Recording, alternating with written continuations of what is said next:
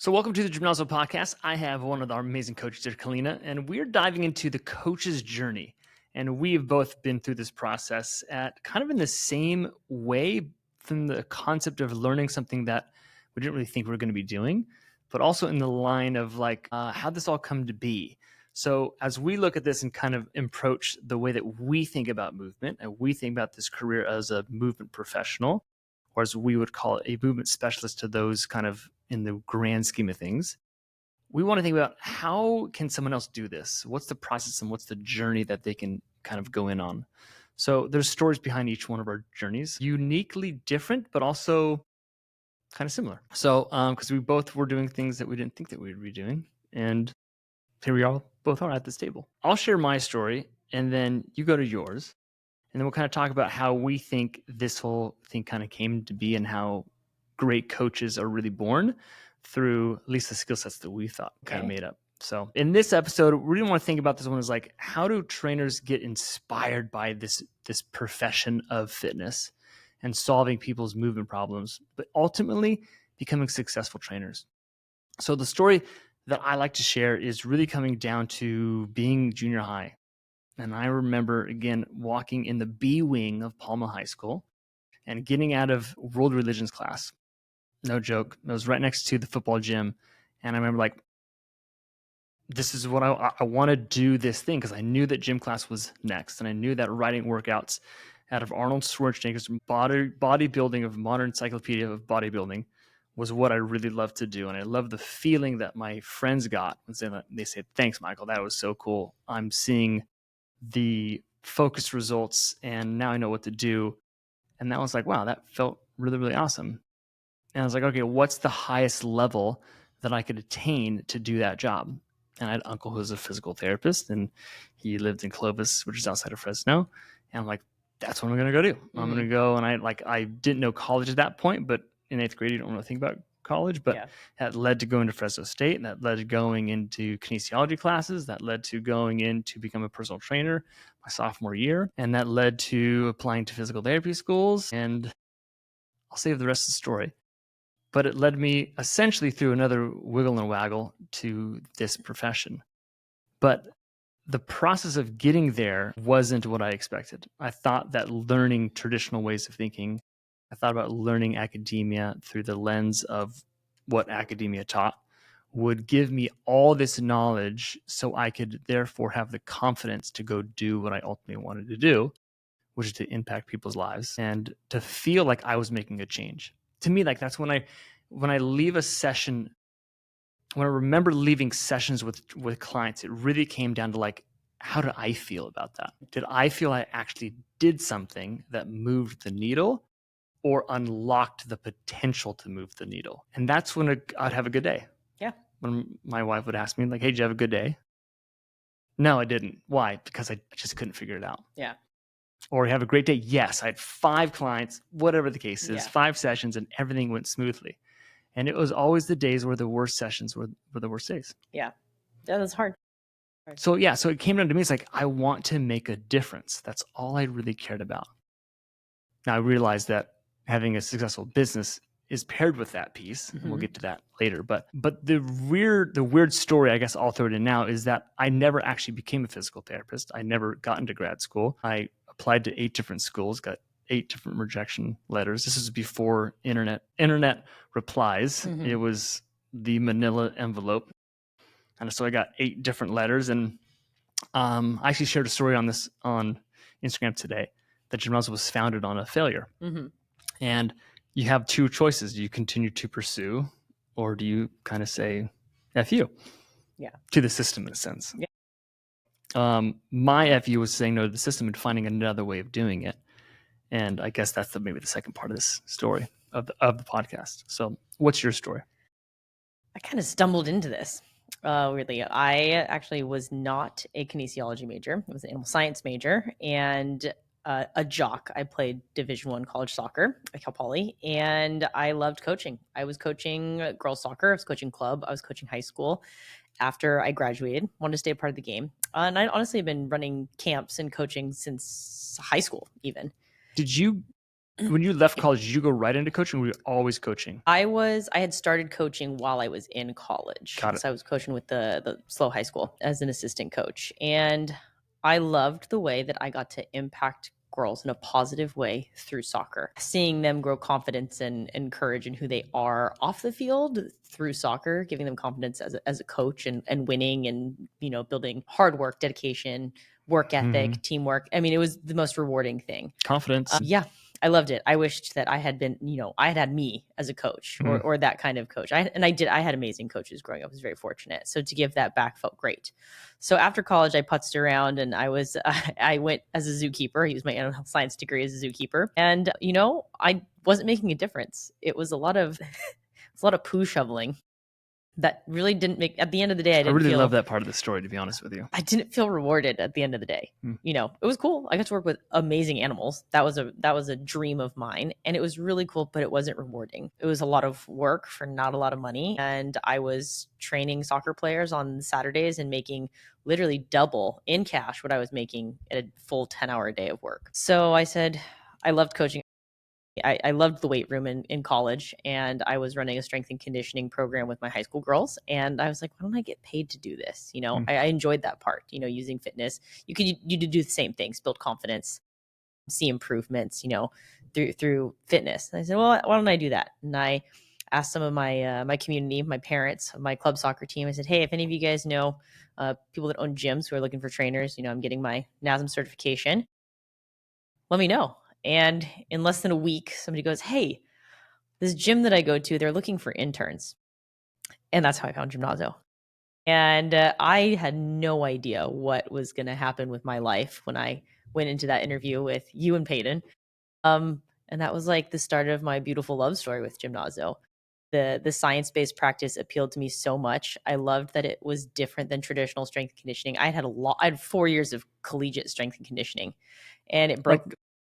Yeah, like legit programs. And it kind of broke my body. As a soccer player, our winter season, we joked that it was bulk season because you were just maxing out on everything. And, I didn't recognize it then, but now looking back, I would get hurt every spring because winter we would lift super heavy. There was not agility work or not a lot of it. And the lifting was one dimensional. And then I would go to play soccer. I was slow. What do you mean by one dimensional? Sagittal plane. We were doing a lot of. What do you mean by sagittal? Deadlifts, back squats, kettlebell work, but it was just a lot of like a forward swing only kind of thing. Yep. Yeah. A lot of just down, load intensive, up and down, forward and back. Yep. Not a lot of multidimensional movement. Side to side, spinning, rotating. None of that. None of that. Okay. So finding Gymnazo was amazing because it brought back this fun to strength and conditioning because when I was done with college soccer, I was like, I'm never going back to a weight room again. Like, I'm done with this. And then I feel that's like say I'm never going to go to the bars after your 20s. Yeah. So Gymnazo was great because I was having fun. These workouts were challenging. I was still getting the drip of some of the traditional stuff that I did enjoy doing, actually. But now I had this foundational functional movement component to it that felt more like sport. In my quote unquote retired age, I not only played soccer, but I golf, I trail run, I surf, I snowboard. So I was doing all these things that felt like they were preparing me for more than just strength and conditioning. And now it's been 10 years that I've been with Gymnazo, and I graduated from coach, and through 10 years of practice and education and education and education and practice, I've morphed from just this trainer and movement coach to a movement specialist. And now we're, like you talked about, being able to have a good session and help people. At a certain point, I was like, okay, this is cool, but it's not enough. It doesn't actually fuel my brain anymore. I can see the movement. I can be a good coach. I can be a good encourager, but the real work and the real magic was actually helping people get out of pain.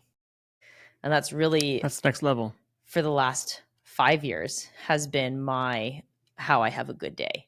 I get people that come in with aches and pains, or people who have chronic injuries that have been through physical therapy, didn't get the results that they wanted, or that they've kind of run into a wall. I can't tell you how many times we've been like, you guys are my last hope. I'm just here because there's nobody else. So yeah, that seems to be more common now than it ever has been. And they come in and we talk to them and we treat them like people. And we lead with empathy and kindness and understanding. And we look at what's been done and what hasn't been done. We say, let's come up with something that suits you. The gaps. the gaps and being able to take somebody who didn't get answers or didn't get results from what they've been doing to, oh my God, my pain that was here for years is gone. That is what fuels me and kind of keeps me going. That's the ability to change somebody's life in a positive way is really why I love to do this job and why I will never get bored of it. An interesting thought came to my head right now. If the 40-year-old Michael talks to the 20-year-old Michael, if the 30-year-old Kalina talks to the generous 20-year-old Kalina, I've been in this industry for 20 years. You've been in it for 10 years. Let's just keep it as simple as possible, longer. But, what would that 20-year-old say? What would that 12-year-old, sorry, what would the 20-year-old of us both say being middle through, tail end of our college career? Like to where we're at now? I just out of curiosity, if you don't mind starting. Oh man, I think 24-year-old Kalina would have been like, "What? That's crazy. How'd you even get into that?" Yeah, she'd be shocked a little bit, I think. I didn't know, honestly, I had no idea. I was panicked when I left the zoo industry because I was like, I just spent 5 years of my life 6 years between college and afterwards just trying to do this and thinking that your career is going to be one thing, and then it's like, just kidding. And that was back in, I graduated college in 2011. There weren't a lot of jobs on the market. It was a kind of rough time. It was a rough time, actually. So I was piecing together 3 or 4 jobs, part-time jobs, just to get by. And I was just like, I don't know what I'm going to do for a career. I don't have the education. I don't have the skill set for some of these jobs that would let me get a full-time jobs.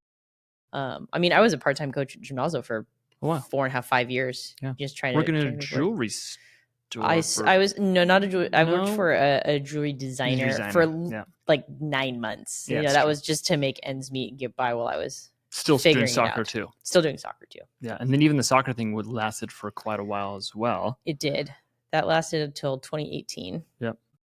And part of my heart was so invested. Those girls were like sisters to me. They were like little sisters, and I was just invested in that till I got to the point where I was like, I got to go live my life. Yeah, I think it's the challenge of any coach is living. I really think our generation is doing a really good job of this. Not to jump too off topic, but is the biggest challenge of a coach, any coach, who really, to me, what defines a coach is you don't do the work for the person, consultant, whatever you want to call it, but you can't play the game for them. We can't move realistically for our clients. We can only guide them. So we feel it like we have to empower them mentally, physically, soulfully, whatever you want to say, to make this thing stick.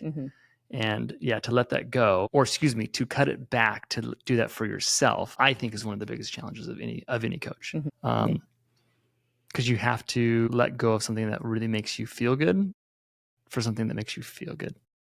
Sounds paradoxical, but the cases. All right, cool. So if my 20-year-old self was talking to my 40-year-old self, so one thing would be abundantly clear, because I always, by trickery, I knew I would want to own my own business. That's just because everyone in my family, almost everyone in my family, uncles, parents, even aunts for that matter, own their own business. And one thing that was trickery is I thought it'd just be easy to do it. And it has been one of the biggest challenges of my entire life, to be honest with you. So that rings true, but to say that it would have been done in this environment, at that point at 20, I was just beginning to do clinical shadowing.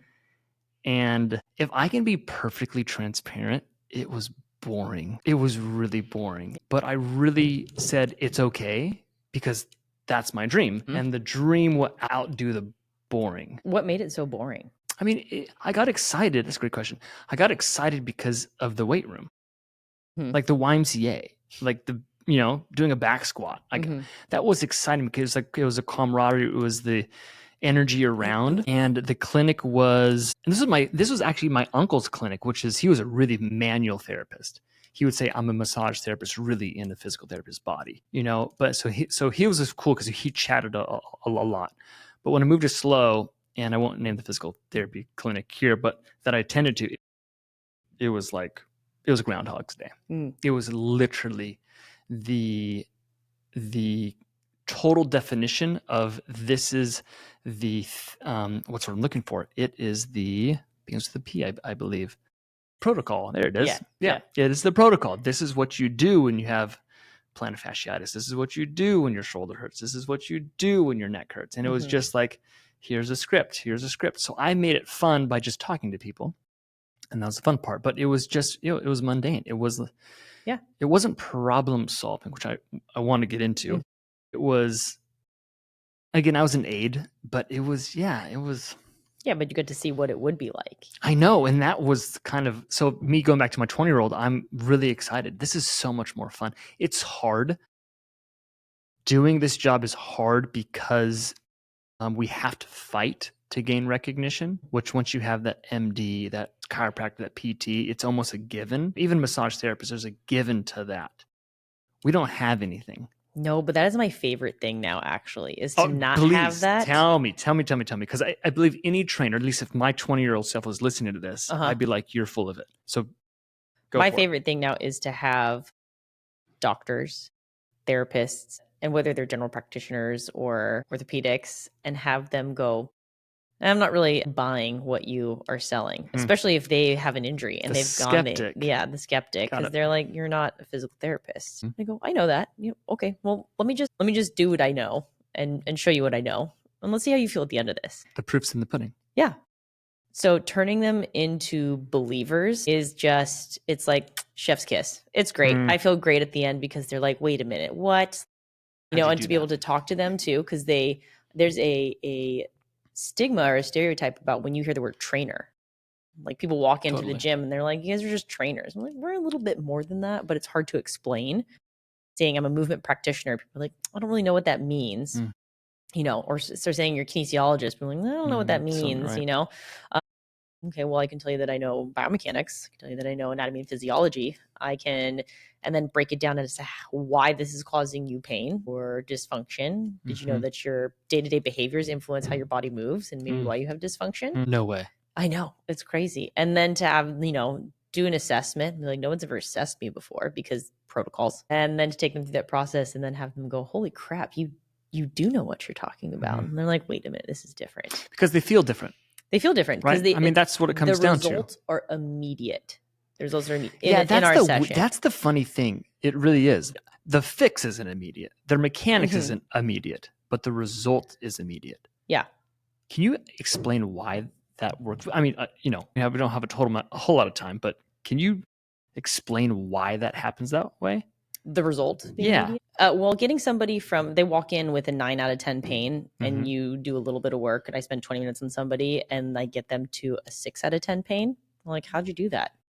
That's crazy. Or sometimes a 0 out of 10 pain. Like, I don't even understand how that happened. Like, well, there's gaps. There's gaps in our system and we're filling in the gap. We don't have a strict protocol for every person that walks in the door.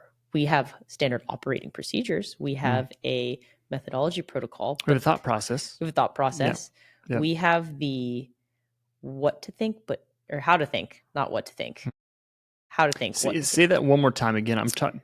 If my 20-year-old self is listening, who's skeptical but wants this dream, we encourage how to think, not what to think, because we know now after years of experience that two people can have the same pain, but entirely different causes. Plantar fasciitis isn't just a one-stop shop. Pelvic floor dysfunction is not a one-stop shop. There's not a one cause for those dysfunctions. Knee pain, there is not a one pill that you can take to fix knee pain. Knee pain is complex. There's so much complexity to movement and to biomechanics and to pain and discomfort that gets missed.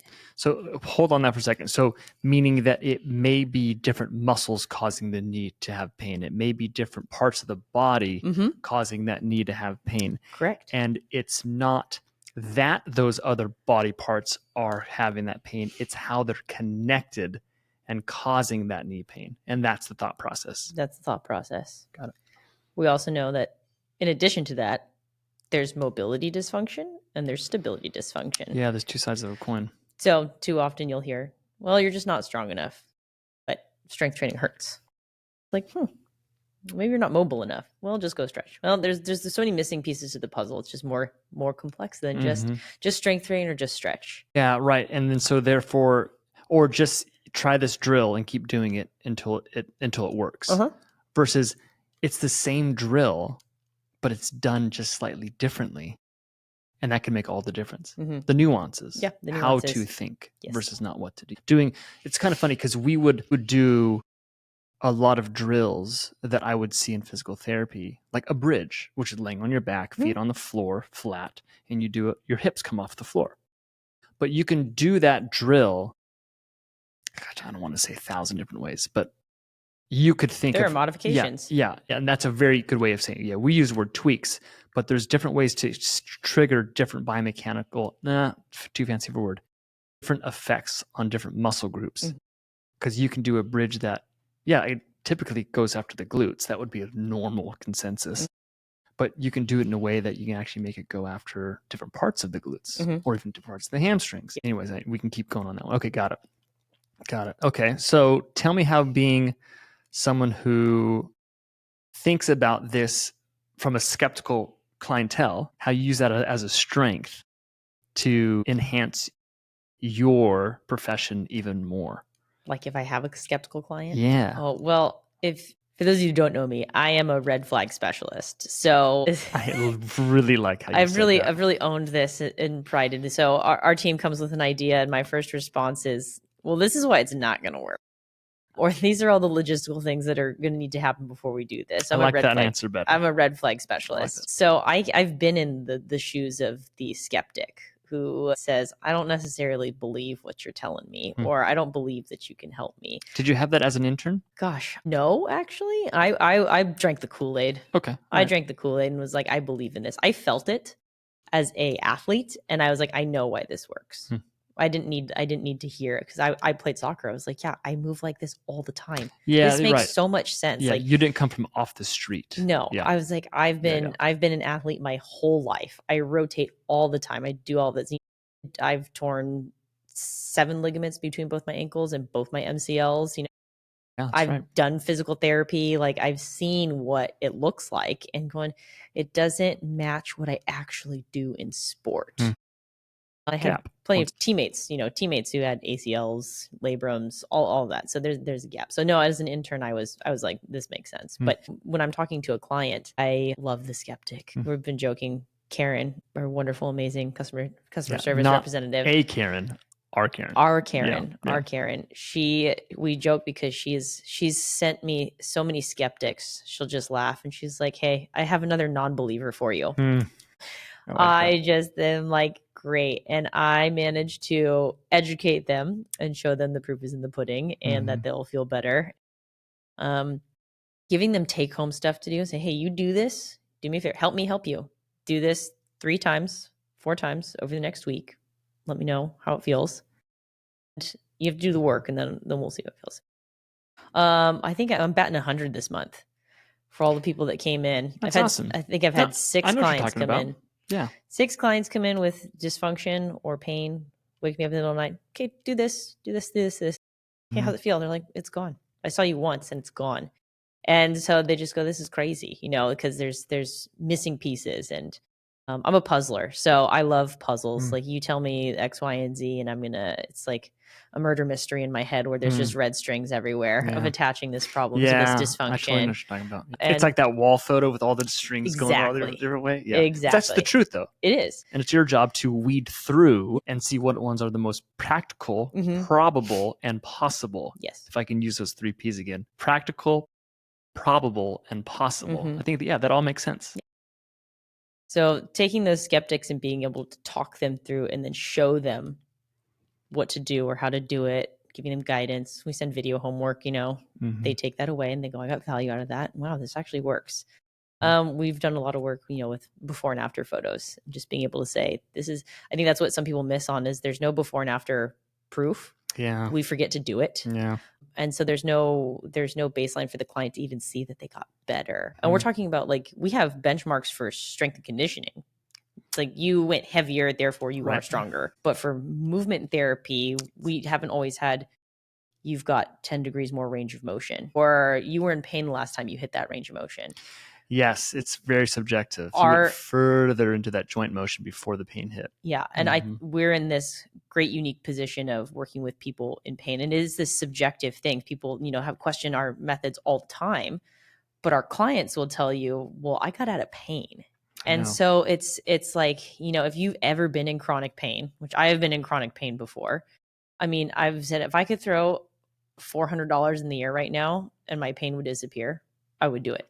I think that's the one true statement that really captures the essence of what this new industry profession gap between traditional physical therapy and personal training really captures into. So again, I don't like talking to the audience directly, but if you're listening, that is the opportunity space that Kalina is filling. Just want to let you know that. Yep. Okay, keep on going. I don't even know where we're at. If you could throw $400 up in the air. Oh yeah, and get rid of your pain. You would. That's magic. You I would, mean, for yeah. the number of clients that we've come in, and it's like they're kind of like, you're my last hope. I don't even know what I'm doing here. I don't know anything about you, but my coworker just said you helped them with their knees. So I'm here as a last chance. And then by the end of the session, we give them hope.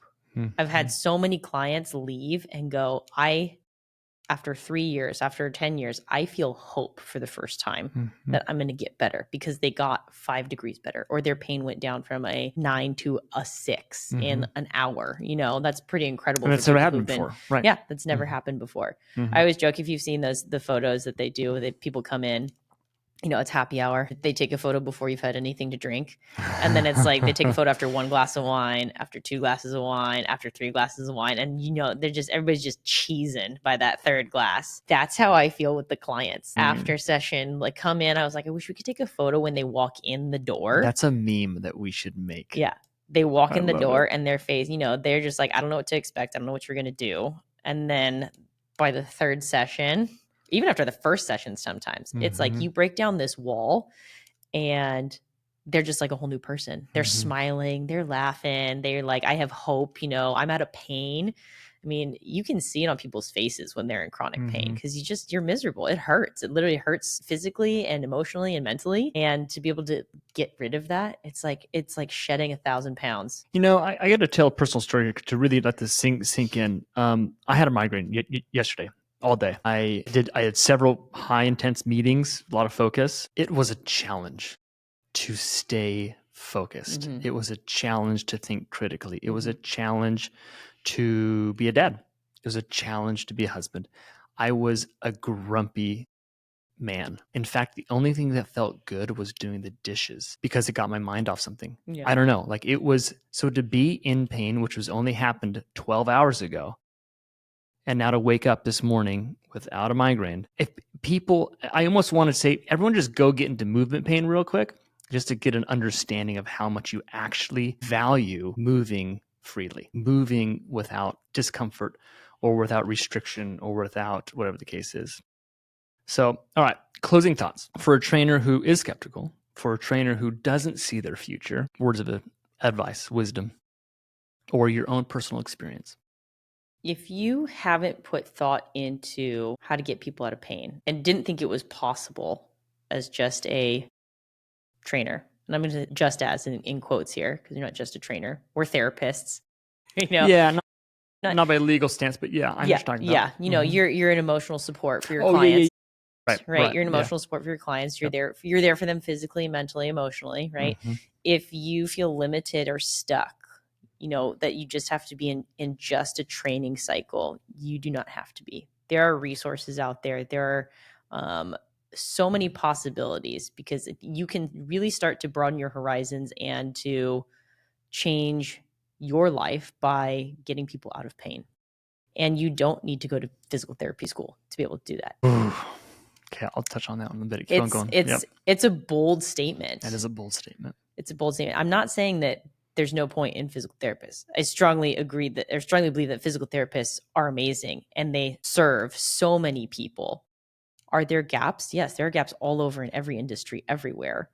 But when the traditional doesn't work, you're going to go look somewhere else.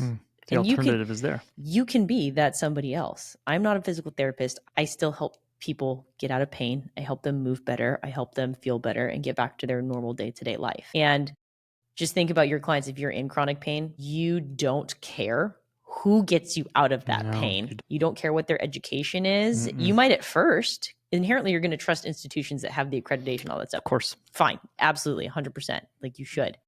But if that doesn't work, or if you need more, you're going to go to all these different places to find that person. And maybe it's just because they think differently. And I think that's where we think differently. Yeah. And we have different solutions. So if you're in that boat. Yeah. Sorry, yeah. No. If you're in that boat, Have you finish? If you're in that boat, look into thinking differently. Because you can, if you love movement and you love helping people, you can change lives even more than just writing workouts and taking people through workouts. Yeah, I like that. What you said made me realize that when last year I did a speaking conference tour of 12 different spots, and one of the biggest criticisms that I got coming off stage and talking to people was like, I don't feel like I can leave my lane. I feel like I'm going too far into the other realm, and that's disrespectful, not appropriate, not legal, in certain states perhaps, or just not what you should do. Like, we're a trainer. We should stay on this side of the river or the fence or whatever the case is. And in the beginning, I was like, but I started to kind of like not answer that way of like disregarding that. Like, no, just break the rules. Because me at 20, I wouldn't have said just break the rules. I tried to go that route, but it wasn't until that route was turned off, or I could have kept trying, I guess. But, that route turned off, it led me to think differently about it.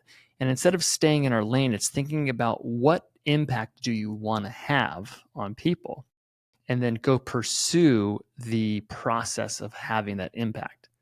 And if that is physical therapy school, which I don't want to bag on any one profession. No. That's not the point. And in fact, I beg to differ. I beg to question, actually, a lot of physical therapists probably say, it's actually not ours. It's the industry that we work in. It's the insurance that we work in. It's the clinic that we work in.